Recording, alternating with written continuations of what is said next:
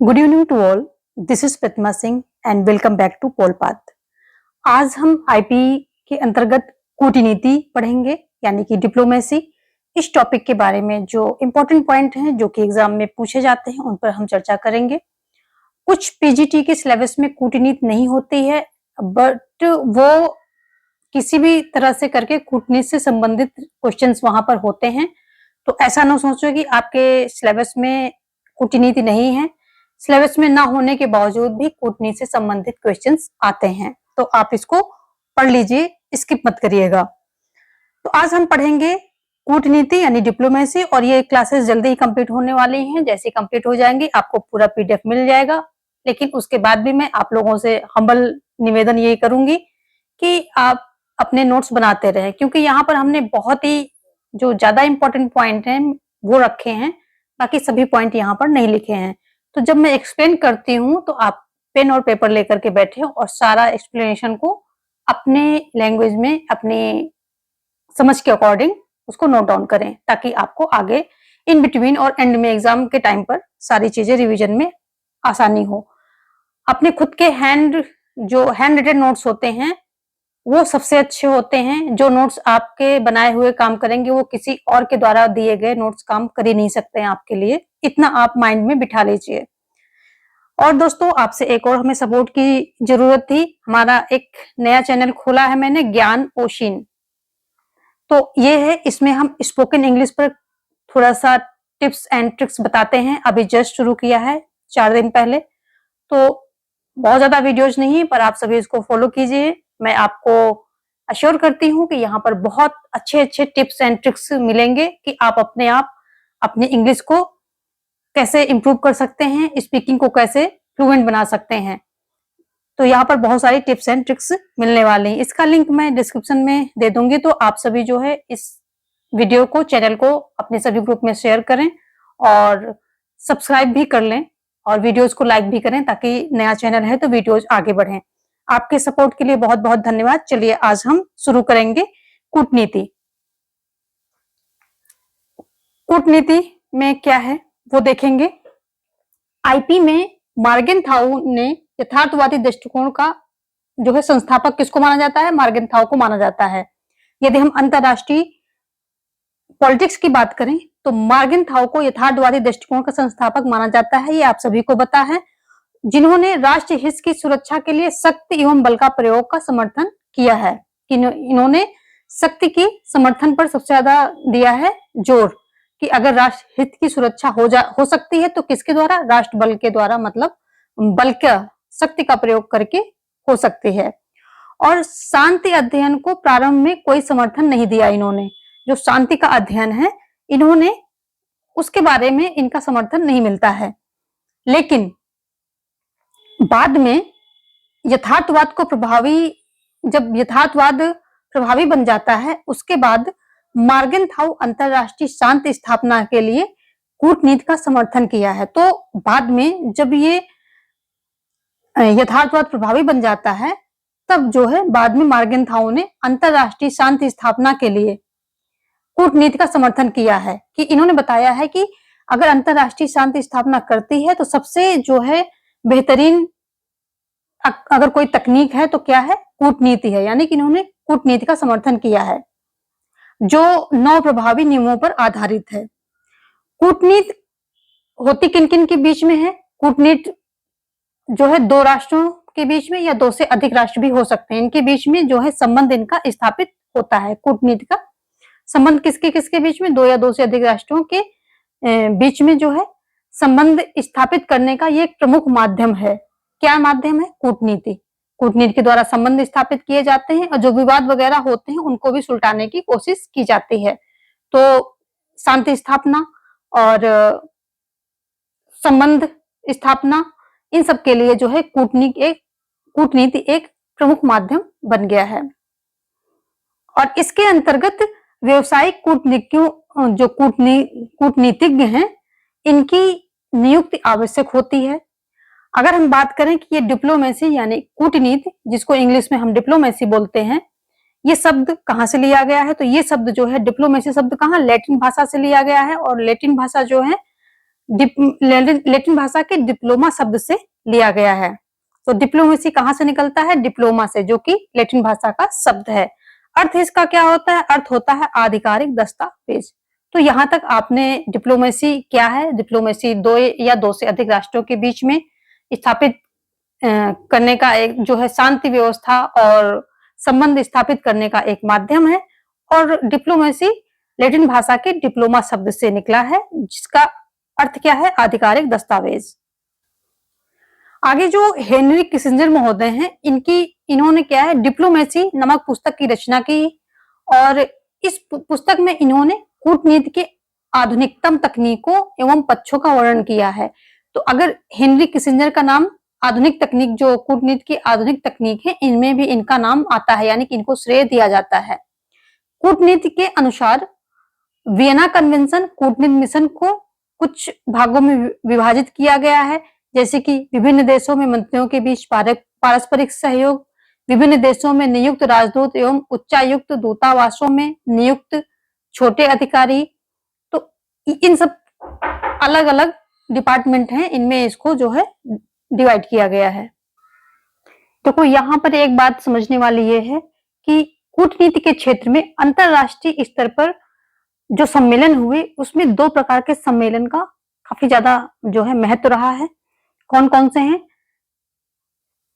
ये एक तो हो गया वियना कन्वेंशन, या फिर इसको कांग्रेस भी बोल सकते हैं, 1815 में होता है। एक्चुअली ये 1814 से, यानी कि 1814 से शुरू होकर के 1815 तक आयोजित किया गया था। सितंबर 1814 से शुरू होता है और जून 1815 तक ये वियना में आयोजित की गई थी। और ये कब होती है? जो फ्रांसीसी सम्राट नेपोलियन बोनापार्ट के पतन के बाद यूरोपीय राजनीतिक और संवैधानिक व्यवस्था के संभावित नए लेआउट पर चर्चा और सहमत के लिए जितने भी अंतरराष्ट्रीय राजनयिक थे, उनकी बैठकों की एक श्रृंखला थी। कब से लेकर के? सितंबर 1814 से लेकर के जून 1815 तक। तो इसमें जो प्रतिभागी थे, सभी यूरोपीय शक्तियों और अन्य हितधारकों के प्रतिनिधि थे। तो जितने इसमें प्रतिभागी थे, कौन? यूरोपीय शक्तियों के धारक थे और जो अन्य हितधारक हैं, उनके प्रतिनिधि थे। कांग्रेस की अध्यक्षता, जो ये कन्वेंशन यानी कांग्रेस हुआ था, वियना कांग्रेस, इसकी अध्यक्षता ऑस्ट्रेलियाई राजनेता क्लेमेंस वॉन मेटरनिच ने की थी। तो ये कुछ इसके बारे में जानकारी इतना पूछेगा नहीं, बट आपको थोड़ा सा क्लियर हो जाए इसलिए बता दिया। तो इसमें मेनली दो जो सम्मेलन है उनका महत्व होता है। कौन कौन सा? एक वियना कांग्रेस का, दूसरा बर्लिन कांग्रेस 1878 का। अब हम देखेंगे जो कूटनीति के स्वरूप, कौन कौन से कूटनीति के स्वरूप होते हैं, यानी कि कौन कौन से कूटनीति के प्रकार होते हैं जिनके माध्यम से कूटनीति की जाती है। तो अलग अलग कूटनीति है और अलग अलग कूटनीति का अलग अलग मतलब निकलता है। तो सबसे पहले हम देखेंगे औपचारिक कूटनीति। औपचारिक कूटनीति क्या है? जब दो देशों के बीच संबंधों का निर्धारण सरकारी अधिकारी के बजाय समाज के लोगों द्वारा किया जाए, तो उसे अनौपचारिक कूटनीति कहते हैं। इस प्रकार की कूटनीति में सरकार क्या करती है? जनता द्वारा संवाद स्थापित करती है। तो यहाँ पर क्या हो गया? समाज के लोग इन्वॉल्व हैं, इसलिए ये अनौपचारिक है। यहाँ पर मैं इसको ठीक कर देती हूँ, क्योंकि ये अनौपचारिक है, क्योंकि इसमें जो औपचारिक संगठन है वो नहीं है इन्वॉल्व है, बल्कि समाज के लोग इन्वॉल्व हैं। तो अनौपचारिक कूटनीति पहला है हमारा। और इसे क्या है? पब्लिक डिप्लोमेसी भी कहा जाता है, क्योंकि इसमें पब्लिक इन्वॉल्व है। पब्लिक इन्वॉल्व है तो पब्लिक डिप्लोमेसी, ये इसका दूसरा नाम है। ठीक है। और जो अनौपचारिक कूटनीति है, ये पब्लिक डिप्लोमेसी है, इस शब्द का प्रयोग एडमंड गुलियन ने किया था। तो ये भी ध्यान रखेंगे, किसने द्वारा किया था, किसने इसका शब्द का प्रयोग किया? तो एडमंड गुलियन, इन्होंने जो है इसका प्रयोग किया था। तो ये भी इसके बारे में मेन पॉइंट है। तो औपचारिक कूटनीति क्या है? समाज के लोग इसमें इन्वॉल्व होते हैं और इसको पब्लिक डिप्लोमेसी भी कहा जाता है। एडमंड गुलियन ने इस नाम को जो है सबसे पहले इसका प्रयोग किया था। अब देखेंगे हम दूसरे प्रकार की, जिसे हम औपचारिक कूटनीति कहते हैं। दो देशों के जो राष्ट्राध्यक्ष होते हैं इसमें इन्वॉल्व होते हैं। इस कूटनीति में दो देशों के राष्ट्राध्यक्ष, मंत्रीगण, विदेश सचिव एवं सभी अधिकारी आमने सामने वार्ता करते हैं और संबंधों का निर्धारण करते हैं। ठीक है, तो यहाँ पर आमने सामने इन सभी के बीच में वार्ता होती है। तो ये सारे अधिकारी होते हैं, जैसे कि राष्ट्राध्यक्ष, मंत्री, विदेश सचिव, ये सभी। तीसरा देखेंगे पिंग पोंग कूटनीति। तो पिंग पोंग कूटनीति क्या है? यह कूटनीति 1971 में अमेरिकी टेबल टेनिस के खिलाड़ियों के चीन यात्रा से उत्पन्न हुई है। इस कूटनीति के अंतर्गत खेल के माध्यम से चीन और अमेरिका के बीच प्रभावी संबंध स्थापित हुए हैं। इसे पिंग पोंग कूटनीति कहते हैं। आगे हम जो चौथी प्रकार की कूटनीति है वो कौन सी है? Gun boat. तो इसमें क्या होता है कि ऐसी कूटनीति जिसमें एक राज्य के द्वारा अपने नौसैनिक जहाजों के प्रयोग के माध्यम से दूसरे राज्यों पर दबाव बनाया जाता है, तो उसे गन बोट कूटनीति कहते हैं। आप एग्जाम्पल के रूप में समझ सकते हैं कि अमेरिका द्वारा बंगाल की खाड़ी में 7वां जहाजी बेड़ा भेजना, ये क्या है? गनबोट कूटनीति का ही उदाहरण है। नेक्स्ट हमारी क्या आएगी? अगली है चेक बुक कूटनीति। तो चेक बुक कूटनीति जैसा कि इसके नाम से ही प्रदर्शित हो रहा है, आप समझ पा रहे हैं कि जब दो देशों के बीच संबंधों का निर्धारण आर्थिक सहायता देकर किया जाता है तो उसे चेक बुक कूटनीति कहते हैं। इसका एग्जाम्पल में क्या ले सकते हैं कि जैसे वर्तमान समय में चीन द्वारा भारत को घेरने की रणनीति में चेक बुक कूटनीति की प्रमुख भूमिका है। यानी कि जो आसपास के देश हैं जिनको आर्थिक सहायता की जरूरत है, भारत के आसपास के देश जैसे श्रीलंका हो गया, पाकिस्तान हो गया, इन सब में क्या है, ये अपनी आर्थिक सहायता पहुंचाकर उन देशों में अपना क्या है, ये प्रभुत्व और आधिपत्य या कह लीजिए कि प्रभाव जमाने की कोशिश कर रहा है ताकि ये भारत को घेर सके। तो ये इस तरह की रणनीति कैसे चेक बुक कूटनीति के द्वारा अपनाई जाती है। जो गरीब देश हैं, जो जिनको नीड है किसी चीज की, उनको आर्थिक सहायता दे करके और उनके जो राजनीति गतिविधियां हैं उसमें दखलंदाजी करना। आगे देखेंगे हम खुली कूटनीति। खुली कूटनीति क्या है? जब दो देशों के बीच दोनों सरकारें परस्पर वार्ता करती हैं, उसे सार्वजनिक करती हैं, तो उसे खुली कूटनीति कहते हैं। तो जब सरकारों के बीच वार्ता होती है और उस वार्तालाप को जनता के लिए खोल दिया जाता है, यानी कि जनता को अवगत करा दिया जाता है, तो उसे खुली कूटनीति कहते हैं।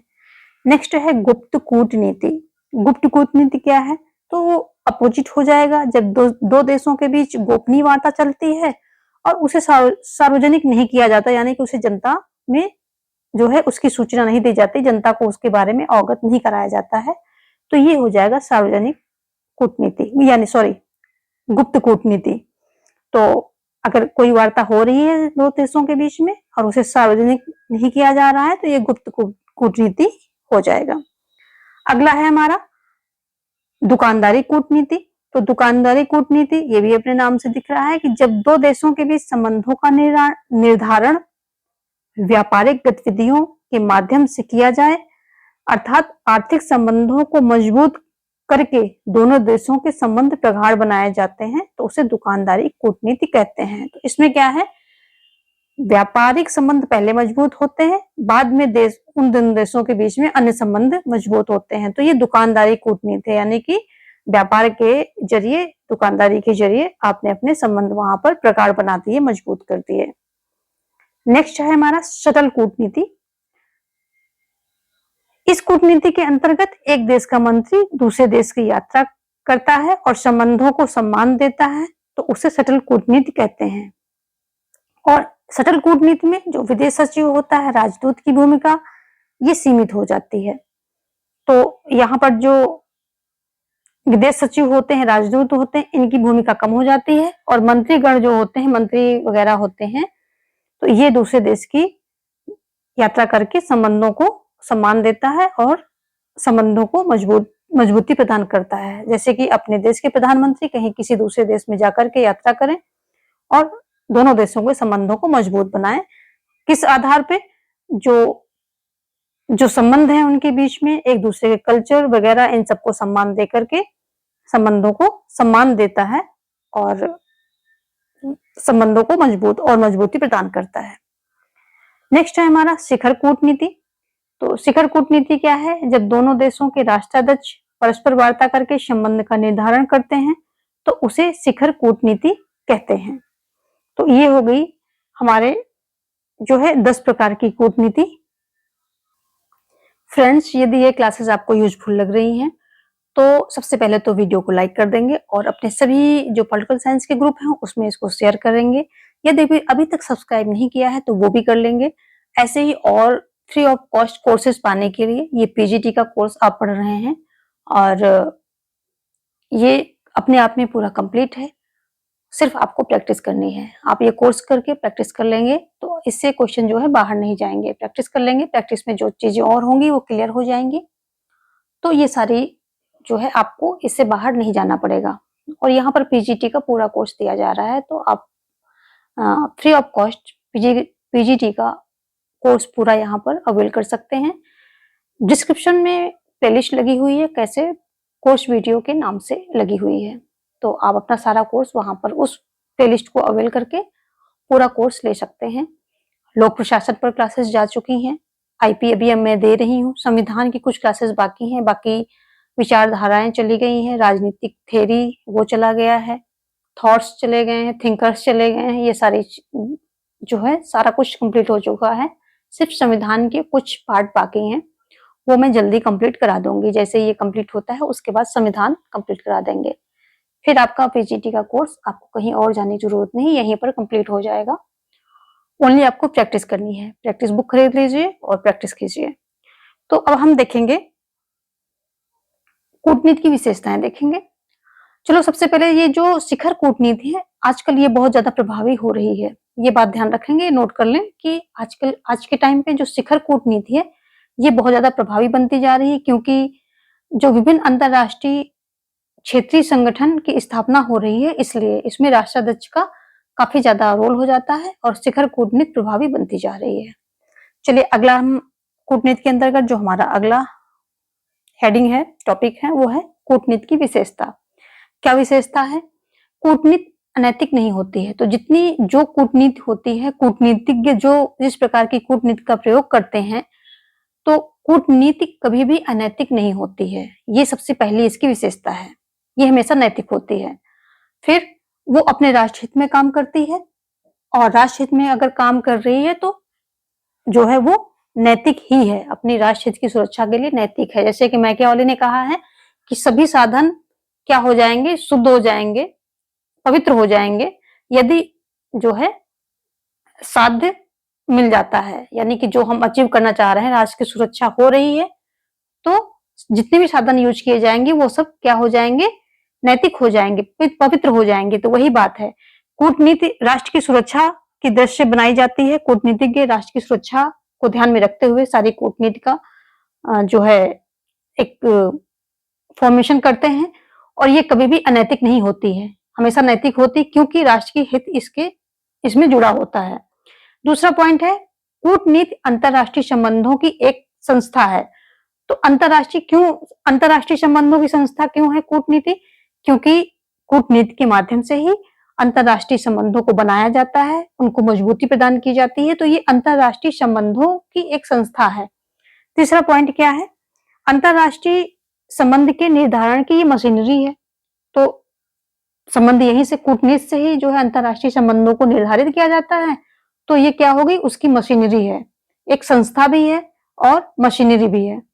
चौथा पॉइंट है, कूटनीति द्विध्रुवी और बहुध्रुवी होती है। यानी कि ये दो देशों के बीच में या दो गुटों के बीच में भी हो सकती है और बहुत सारे देशों के बीच में, और या जो बहुत सारे गुट हैं, दो से ज्यादा गुट हैं, उनके बीच में भी हो सकती है।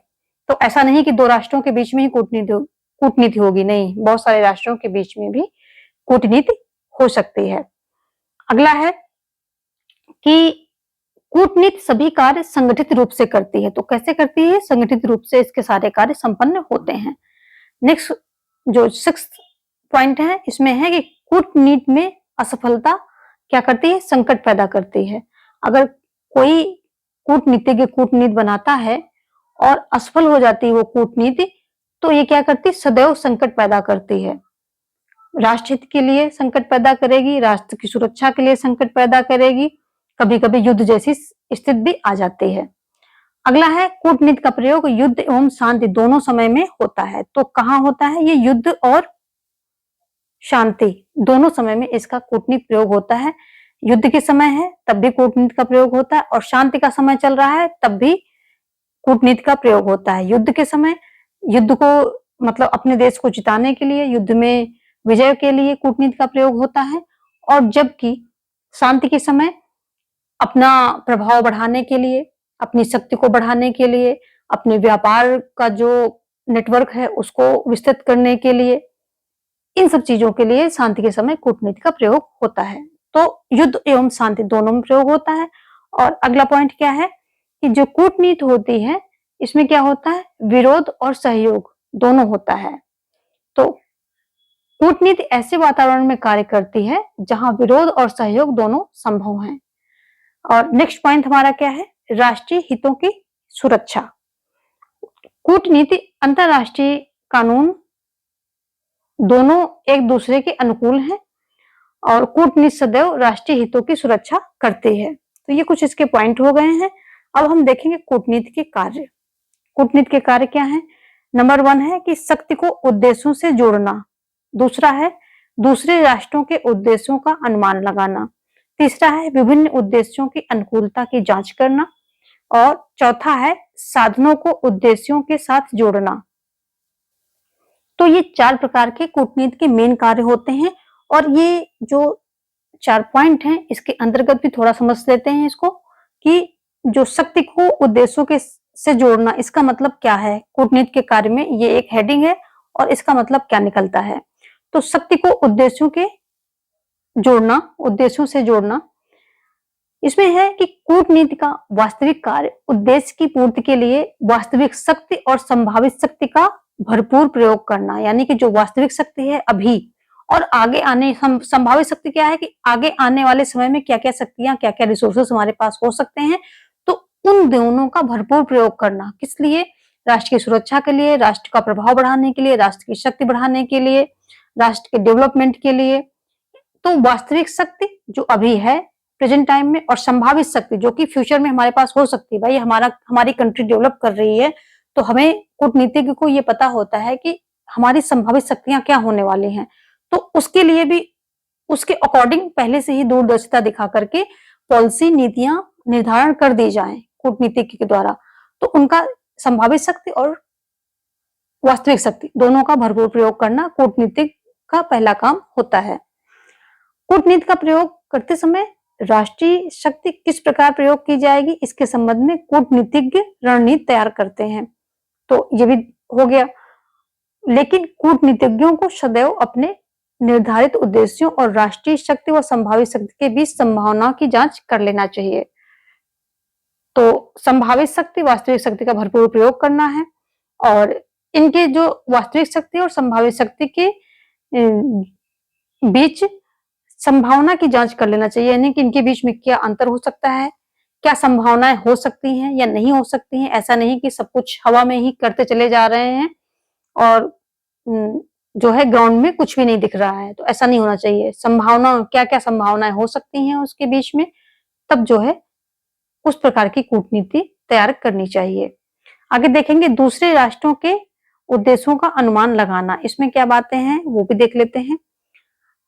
तो इसमें क्या है कि प्रभावी कूटनीति के लिए दूसरे देश के उद्देश्य और उनकी वास्तविक शक्ति का अवश्य पता लगा लेना चाहिए। जो कूटनीतिज्ञ हैं, तो कूटनीति बनाने से पहले किसी जो है पॉलिसी बना रहे हैं, कोई नीति बना रहे हैं या कोई कूटनीति का निर्धारण कर रहे हैं, तो दूसरे देश के उद्देश्यों का और उनकी वास्तविक शक्ति का अवश्य पता लगा लेना चाहिए।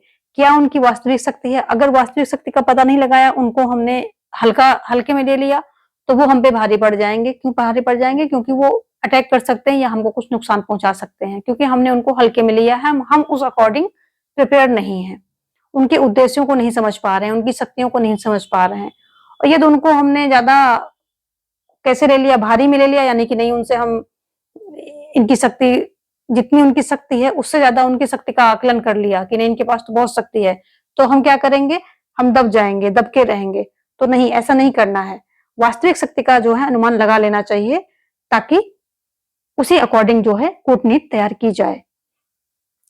यदि कोई देश अपने इस कार्य में सफल रहता है तो वह युद्ध के खतरे से पूर्ण रूप से युद्ध के खतरे को पूर्ण रूप से निश्चय कर सकता है। तो अगर कोई देश जो कूटनीतिज्ञ होते हैं वो दूसरे देश के उद्देश्य और उनकी वास्तविक शक्ति का पता लगा पाते हैं, तो जो युद्ध का खतरा होता है उसको पूर्ण रूप से निश्चित कर लेते हैं कि हाँ, आने वाले समय में युद्ध का खतरा होगा या नहीं होगा, कब होगा या कैसे हो सकता है, कितना गंभीर हो सकता है या कितना हल्का हो सकता है। और आगे इसमें है कि दूसरे राष्ट्रों की शक्ति का अधिक और कम अनुमान लगाना दोनों ही शांति के घातक हो जाता है, जो कि मैंने पहले ही बता दिया है कि जो दूसरे राष्ट्र हैं उनकी शक्ति का ना तो आप अधिक आकलन करें ना ही कम करें, सटीक आकलन करें। सही आकलन ही आपके हित में रहेगा, उसी अकॉर्डिंग आपकी प्रिपरेशन होगी हर चीज की, उसी अकॉर्डिंग आप नीतियां बनाएंगे, उसी अकॉर्डिंग आप कूटनीति तैयार करेंगे। तो ये हो गया दूसरा पॉइंट हमारा। अब तीसरा पॉइंट क्या कह रहा है, विभिन्न उद्देश्यों की अनुकूलता की जांच करना।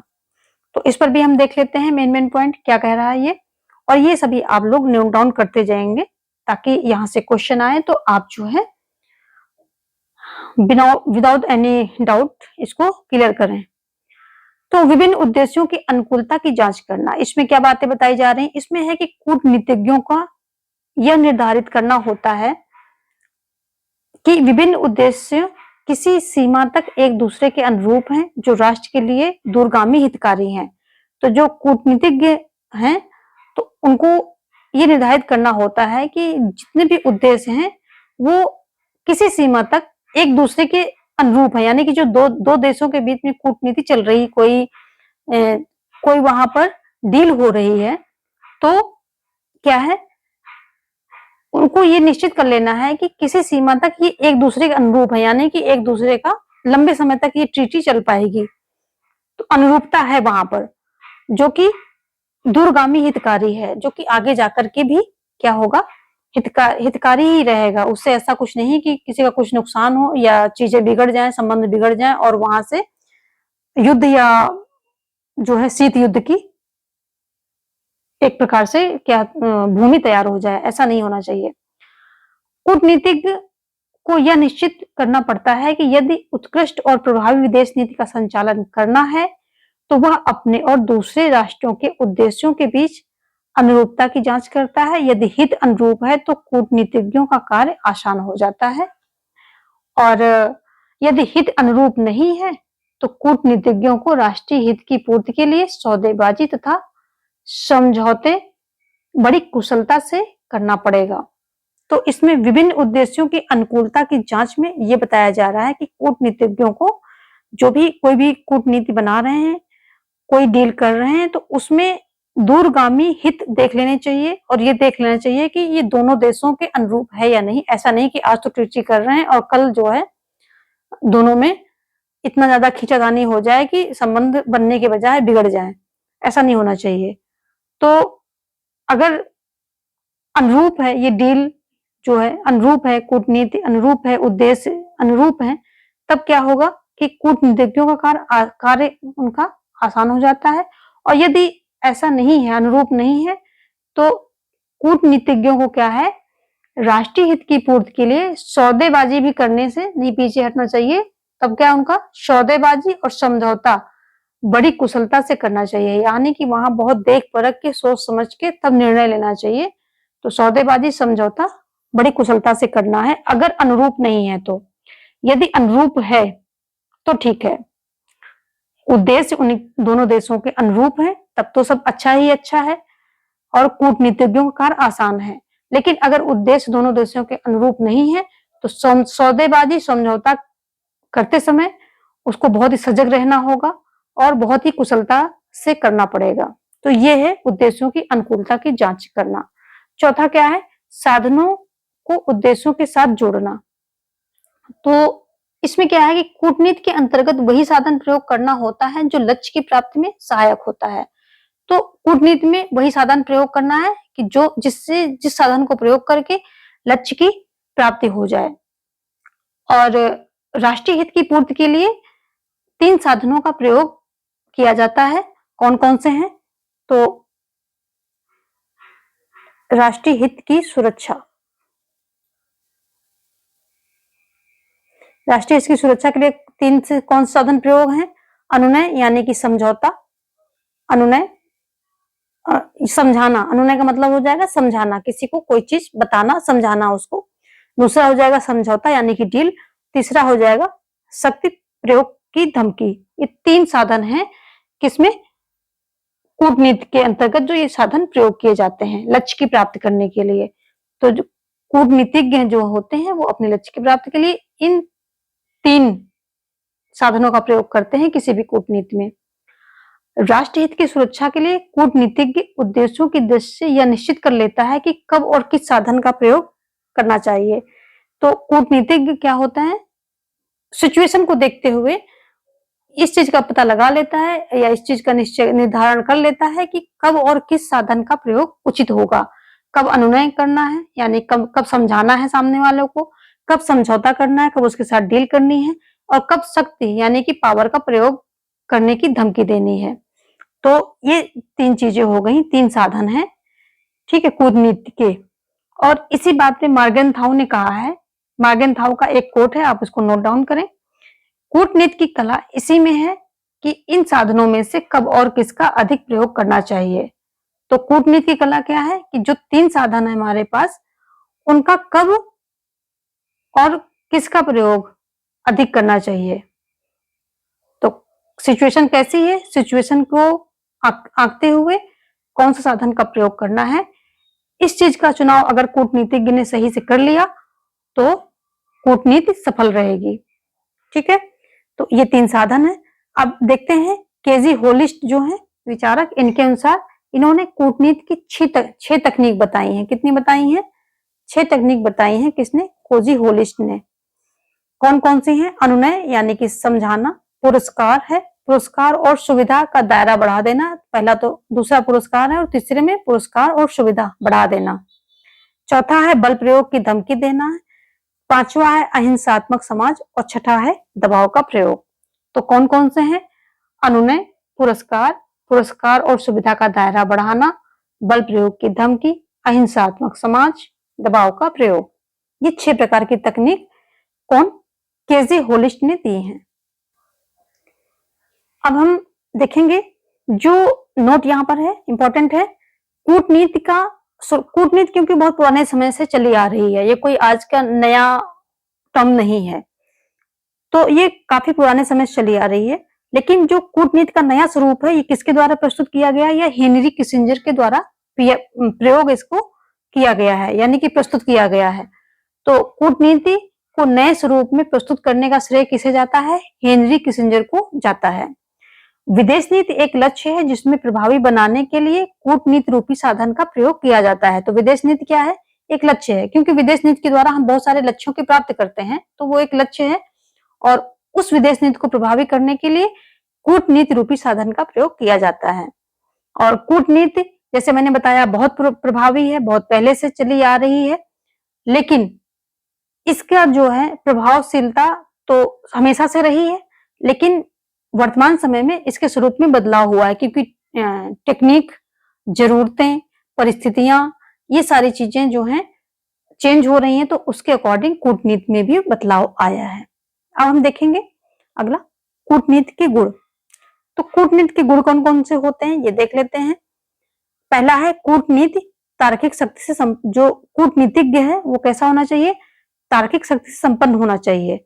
उसके पास सोचने समझने की शक्ति क्या है? बहुत अच्छी होनी चाहिए, तभी तो वो विदेश नीति का अच्छा निर्धारण करेगा और विश्व पटल पर जाकर के अपने राष्ट्रीय हित की सुरक्षा कर पाएगा। कूटनीति के द्वारा अपने राष्ट्रीय हित की सुरक्षा कर पाएगा, अपने राष्ट्र को प्रभावशाली बना पाएगा, डेवलपमेंट में उसको आगे ले जाएगा। सब में कूटनीति का ही कमाल होता है।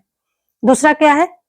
कूटनीतिज्ञ जो है वो पूर्वाग्रह से मुक्त होना चाहिए। तो पूर्वाग्रह जो पहले की उसके दिमाग में बातें पड़ी या पहला जो उसका बैकग्राउंड है या जो उसकी सोच है, विचार है, उसका जो दृष्टिकोण है, उससे मुक्त होना चाहिए। उसको सब कुछ सिचुएशन, परिस्थिति और वर्तमान समय में आकलन करके ही क्या करना चाहिए, कूटनीति का निर्धारण करना चाहिए। ऐसा नहीं कि किसी पूर्व घटना से वो जो प्रभावित है और उसके अकॉर्डिंग वो आज की जो है कूटनीति का निर्धारण कर रहा है, तो वहां पर सफलता नहीं मिलेगी और उससे नुकसान होगा।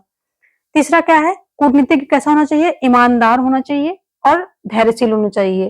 पेशेंस बहुत इंपॉर्टेंट होता है कूटनीतिज्ञ के लिए, क्योंकि बड़ी-बड़ी कूटनीति का निर्धारण जब वो करता है, तो वहां पर उसको धैर्य के साथ काम करना होता है।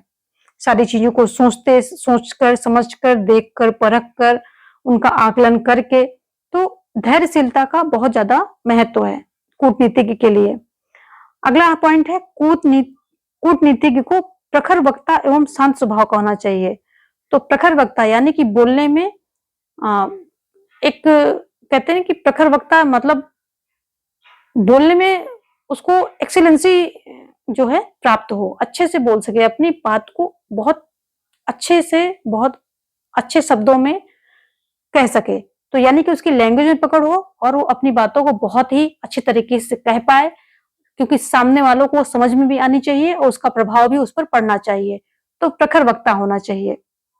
इस मामले में आप मोदी जी को एग्जाम्पल में देख सकते हैं कि वो एक प्रखर वक्ता हैं। तो उनकी बातों का सिर्फ हमारे देश में ही नहीं बल्कि पूरी दुनिया पर भी उनकी बातों का असर पड़ता है, क्योंकि उनका जो प्रखर वक्ता का गुण है उनमें बहुत ज्यादा है। और शांत स्वभाव का होना चाहिए। तो स्वभाव शांत रहेगा तभी कोई डील, तभी कोई नियम, नीति, कूटनीति का निर्धारण वो अच्छे से कर पाएगा। अगर मन शांत नहीं है, बेचैन है, उथल-पुथल उसके अंदर मची है, वो खुद भी जो है धैर्य धारण नहीं कर रहा है, तो कूटनीति क्या ही तैयार करेगा वो। तो शांत स्वभाव होना बहुत जरूरी है कूटनीतिज्ञ के लिए। और कैसा है, कूटनीतिज्ञ को मध्यम मार्गी होना चाहिए। यानी कि ऐसा नहीं कि वो बहुत जो कूटनीतियां बना रहा है तो बहुत ऊपरी लेवल को लेकर बना रहा है या बहुत नीचे लेवल को बना रहा है, नहीं, वो मध्यम मार्गी होना चाहिए जिसमें सबको लेकर के चल सके, सभी को लेकर के चल सके। तो मध्यम मार्गी होना चाहिए। यही जो है इसने अरस्तु ने भी यही कहा है, मध्यम मार्गी जो है उसको स्वर्णिम मध्यमान बोला है।